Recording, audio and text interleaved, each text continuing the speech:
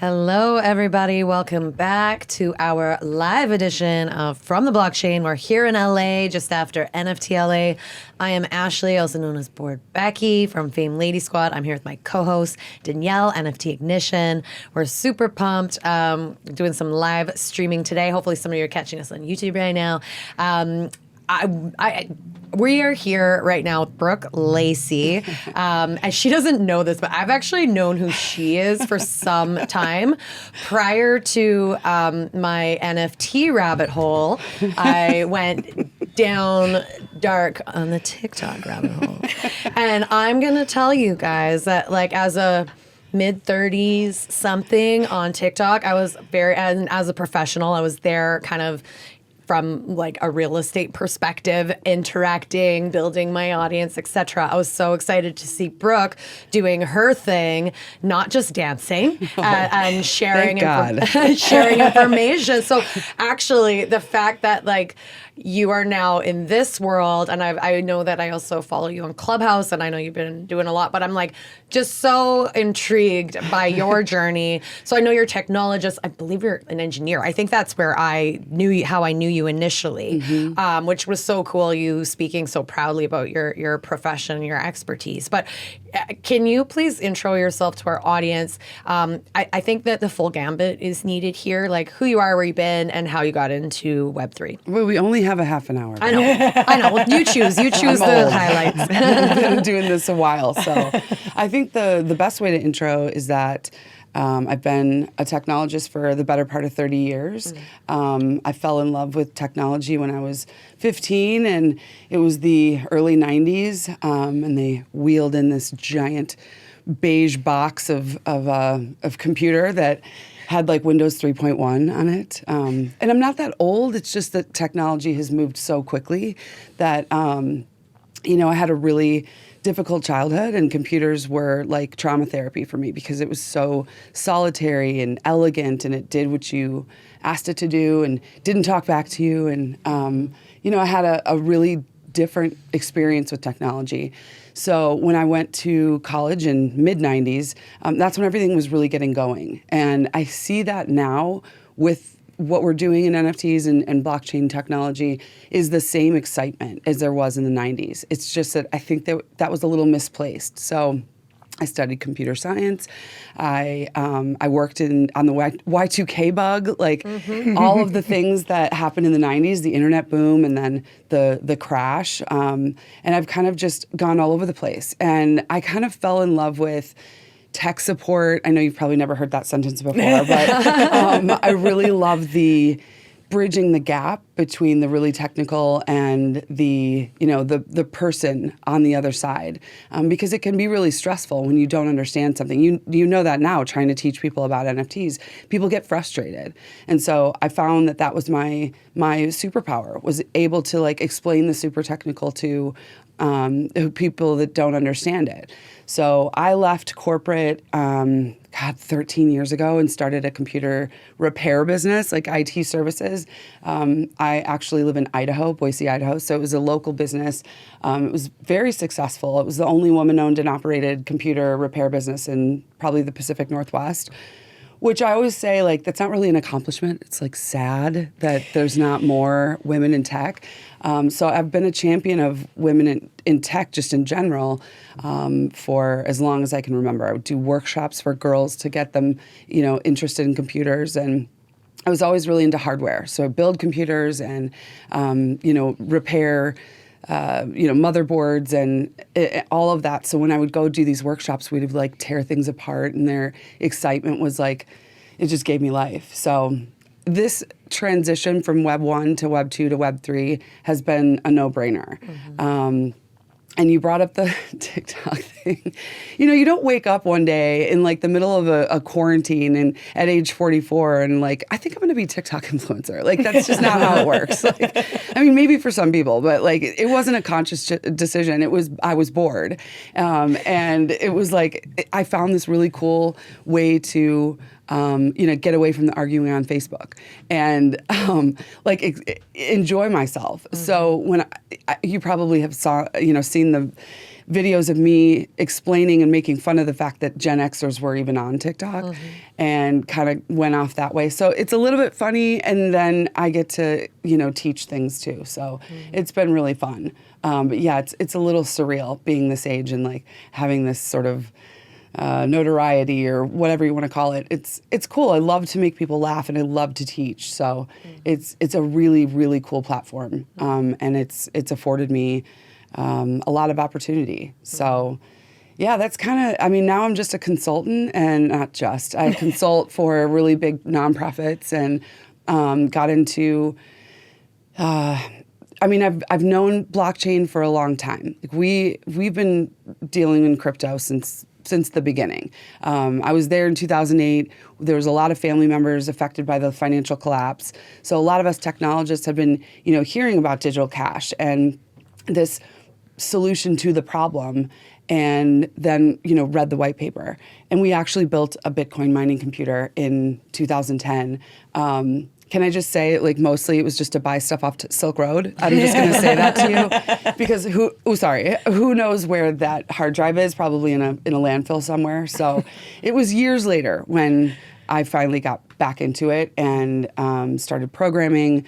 And then last year, my first project was working on an Algorand marketplace, which failed miserably. So people ask, what was my first NFT? I'm like, it was actually on Algorand. So they're like, wait, that exists? Like, what even is that? I'm like, so I started like already on the downslope, and then kind of picked up, started doing Solana stuff.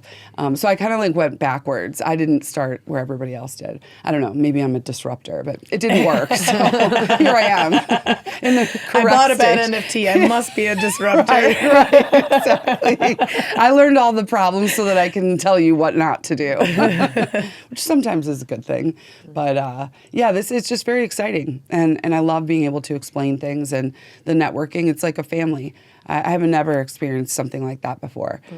Showing up places, and we already know each other. We've already been communicating for so long. So, and it's interesting. It's a two-way communication with like the audio apps, right? With TikTok, it's just me, and my audience like gets to know me, and it's not the other way around. So I did meet a bunch of people that, like my audience people, and they Your feel fans, like, your followers, fans. whatever, and they like think that we're best friends, and it's a little jarring.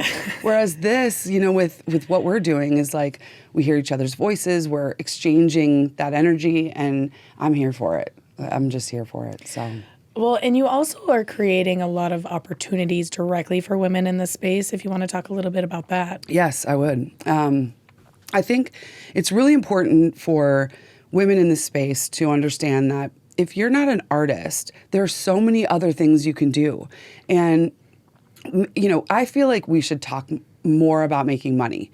It's not a taboo subject. It's something that takes care of us. It affords us to do this kind of thing and better the world. So you think you can make money flipping JPEGs, which you can, but in the tech world, it's guaranteed money. If I can hire women devs, I can put them to work. I'm looking for them. I'm turning down business. I'm turning down work, which is hard for me because I don't have enough developers. And I'm hiring men as well. There's no way I can't. But I want to create that opportunity for women to get into this space. It is not difficult. If you have a little bit of tech experience, we can teach you Solidity. We can teach you Rust to be able to do Solana NFT development. There's even things where you can just review smart contracts and not even have to understand perfectly the code. There's a step by step.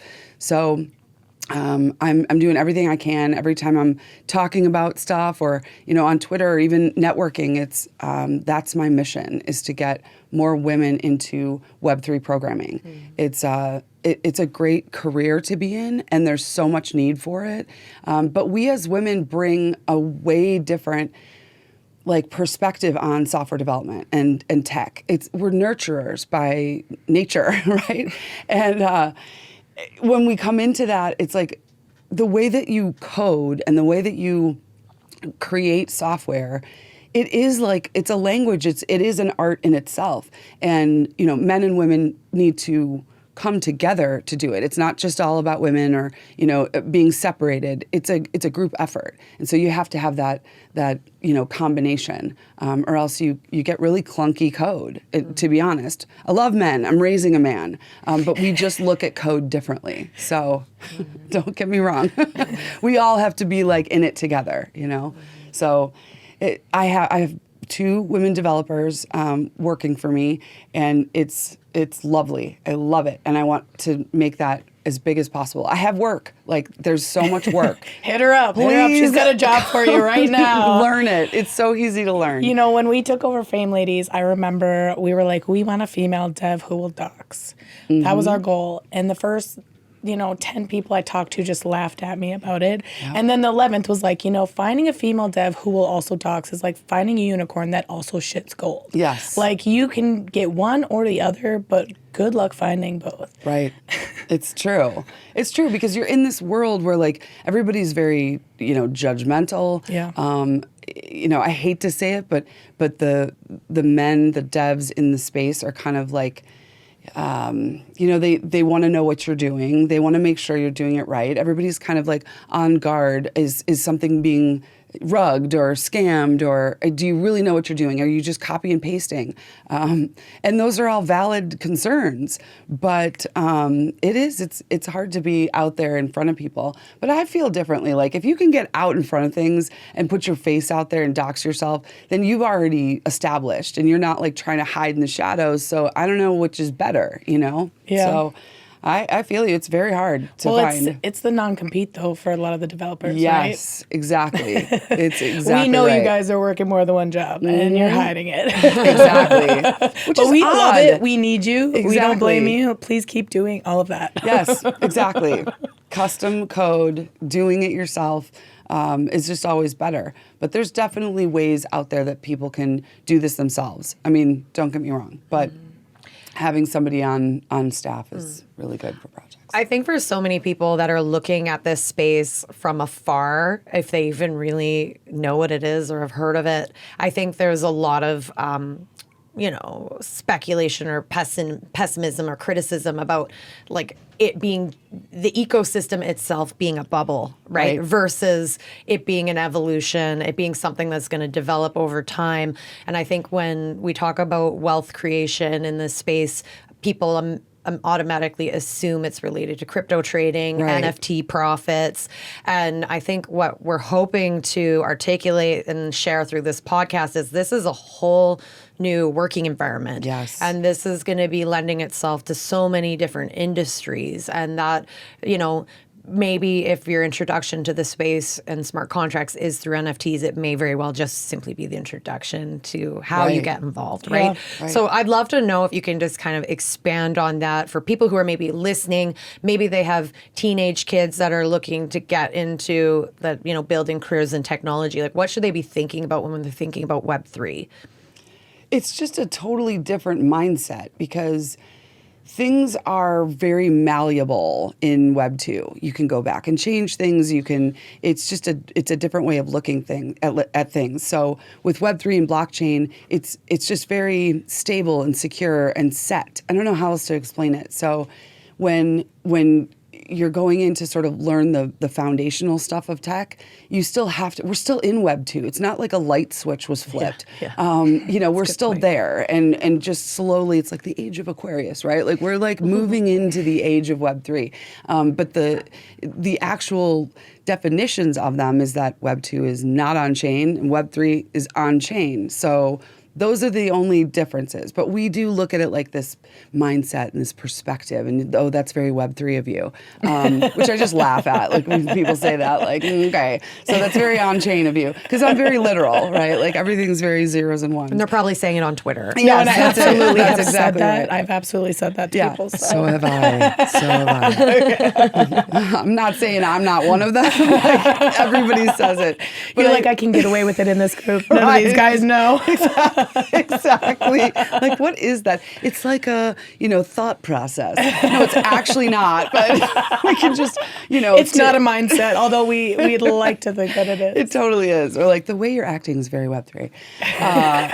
I think that it's the same thing as I've told, kids or even my teenager is flip the mindset of what you want to do in life, because having a technical foundation is everything. You can then go do whatever you want. But understanding what the underlying process is to literally every industry is going to set you apart. I'm not saying you should go into, because there's so many things you can do with technology. You can be an operations manager, you can do project management, but you've got to understand what your team is doing and understanding the basics of the tech. So as a high school student, or even getting into grammar school, right, elementary school is where I think things should start, is especially with girls. This is okay to want to do this. It's okay to pull apart computers, whatever it is that you want to do, and just start exploring. Mm-hmm. But always keep that in mind, that having that foundation is going to really move the needle for future. Mm-hmm. I mean, my kid, he's 17, he's a gamer, he's built computers with me, and he's had all the options, and he's decided to go into diesel tech. So knowing the underlying foundation and being able to see that what I'm doing, he's able to start a totally different career. So it's just whatever you want to do, but understand you kind of need that base knowledge. Mm-hmm. So I don't know if that answers your question. No, it does. It totally does. I'm wondering, what are you thinking the most about? What are you spending the most time paying attention to right now in the space? I think it's the commerce side of things. So we've looked at this as technologists is this finally we're able to bring everyone together, because blockchain is boring. Talking about it is confusing. So now that we've been able to bring in the art and the music and all of these cool things, we use them as a use case, right? We've known about technology so long, and blockchain, now that we have NFTs, is look, everybody, look what this does. This is what we've been talking about, right? And so I'm excited about all of that merging together, but really it's that building, professional career choice. There's just so much opening up for people. So I'm excited about all of the other things than art and music, because that's awesome. But this is going to it's going to change people's lives, no matter how you look at it, because it's not going away. There's no internet boom and no internet crash. This is here to stay, because it has to replace what's there. We're problem solvers. This is the human condition, is that we're always looking for problems or solutions to problems, and that's what blockchain did. That's what crypto did. It's just we got to get it widely adopted. So I'm really looking forward to what companies can do and how they can change security. They can change the way the economy runs. There's just so much more to it. It's really cool. Cool. Well, I definitely want to make sure our audience knows how to stay connected with you, how to follow you, how to follow, the conversations you're having, because they're obviously going to continue to be interesting and evolve over time. So what's the best way for people to find you and stay in touch? Yeah, so I'm just Brooke J. Lacey across platforms, but brookejlacey.com has all the links. If you do go to the TikTok, good luck to you. It's a rabbit hole. Every video is different, but I love doing that. And then, I have some big things coming up, because I do wear a lot of hats. So as a developer, and then I also have a little bit of, social media stuff. So there may be a show coming out where I interview people, like an actual TV show. So cool. We'll see what happens. So yeah, you can follow me there, and, my DMs are open. It's really fun. This world is really fun, and I love talking to people. So I love how all three of the women today were like, "Yeah, my DMs are open." Yeah. That's the Web 2, the Web 3 mindset, right? It is the Web 3 mindset. We got our DMs open, it guys. Totally is. It totally is. It's a good way to say, contact me. I'll do my best to communicate and set you up. I think there's a lot of education that needs to go into, how to bring a dev on. What are your expectations? Because a lot of people, I think, are expecting to bring somebody on and they do it for free with like, commission. Equity. Yeah, which is not necessarily the case. So there's a lot of expectations. There's a lot of level set that needs to be done. Yeah. So it's very Web3. Well, on that note, thank you so much for coming on the show. My pleasure. Looking forward to have you at our gallery event Yes. tomorrow. Also speaking at the panel for anyone who's watching this live, and that will be there. It'll be awesome. Yay. Thank you. Yeah, Brooke, thanks, thank you guys. so much.